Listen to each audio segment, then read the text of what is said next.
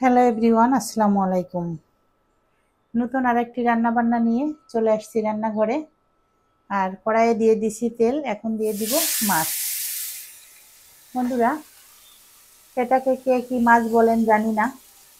এটা হচ্ছে পার্শে মাছ বা ফার্শে মাছ, যাই হোক। লবণ হলুদ মেখে তেলে ভেজে নিব। আর এটা হচ্ছে রান্না করব পালং শাক, সঙ্গে দিব একটা নতুন আলু। খুব বেশি ঝোল থাকবে না, মাখা মাখা ঝোল। তবে এই মাছটা আমার বাসায় আমি কখনো খাইনি।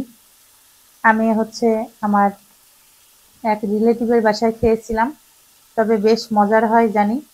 তাই হচ্ছে পালং শাক দিয়ে গা মাখা ঝোল করব।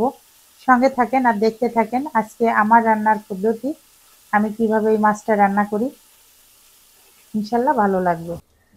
মাছটা লাল লাল করে ভেজে নিয়েছি, আর ওই কড়াইয়ে দিয়ে দিয়েছি পেঁয়াজ আর হচ্ছে সামান্য রসুন কুচি। ব্রাউন করে ভেজে নিয়েছি, এখন দিয়ে দিব কিছুটা আকর জিরা, দিয়ে নাড়াচাড়া দিয়ে হচ্ছে এই যে হচ্ছে আমার সেই নারিকেলের আচা বা মালা, যে যেটা বলেন। এখন আমি এটা পেঁয়াজটা তুলে নিয়ে ওই তেলের উপরে আমি দিয়ে দিব কিছুটা কাঁচা মশলা, আদা রসুন জিরা পেস্ট দিয়ে কিছু সময় নেড়ে চেড়ে এরপরে হচ্ছে আমি কেটে ধুয়ে পরিষ্কার করে রাখা শাক আর আলুটা দিয়ে দিব।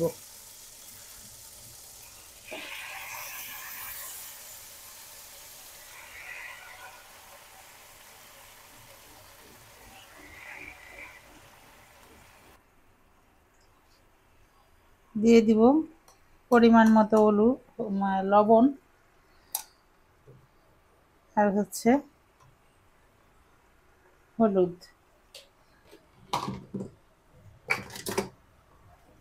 কাঁচামরিচ দিয়ে রান্না করব, কাঁচামরিচটা একটু পরে দিব, শাকটা একটু কমিয়ে।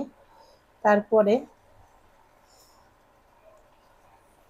শাকের তরকারি কিন্তু সিদ্ধ হতে কোনো পানি লাগে না বন্ধুরা, কারণ শাক থেকেই এমনি অনেক পানি উঠে। নেড়ে চেড়ে ঢেকে দিব।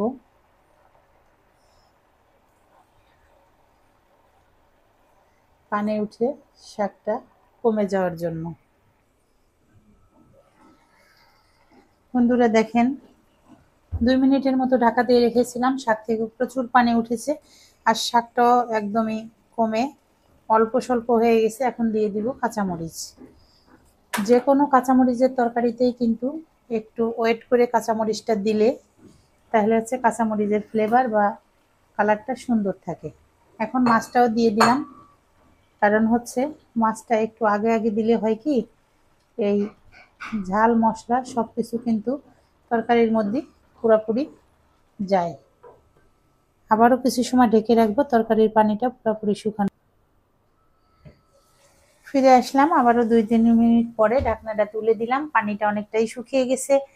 আর হচ্ছে শাকের যে আলু শাক, এটা পরিমাণ মতো সিদ্ধ হয়ে গেছে। এখন আবারও সামান্য পরিমাণ ঝোলের জন্য পানি দিয়ে দিব।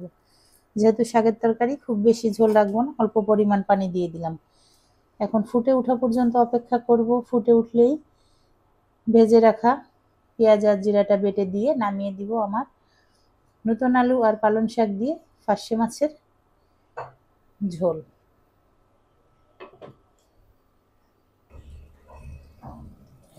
বন্ধুরা, টকবগিয়ে ফুটতে শুরু করেছে আমার পালং শাক আর ফার্শে মাছের তরকারি। এখন এই যে বেটে নিয়ে আসছি পেঁয়াজ আর জিরা, এটা দিয়ে দিব। দিয়ে হচ্ছে নেড়ে চেড়ে 1 মিনিটের মতো ফুটিয়ে নামিয়ে দিই। নেড়ে চেড়ে মিশিয়ে নিলাম, আরও 1 মিনিটের মতো ফুটুক, এরপরে হচ্ছে নামিয়ে দিব। ফার্শে মাছ আর নতুন আলু পালং শাকের তরকারিটা কিন্তু পুরোপুরি রেডি হয়ে গেছে। এই হচ্ছে ফাইনালি লুক। বন্ধুরা, কেমন লাগলো আজকের আমার এই সাধারণ রান্নাটা? যদি ভালো লাগে অবশ্যই লাইক কমেন্ট শেয়ার দিয়ে পাশে থাকবেন। দেখা হবে নেক্সট অন্য কোনো ব্লগে। আল্লাহ হাফেজ।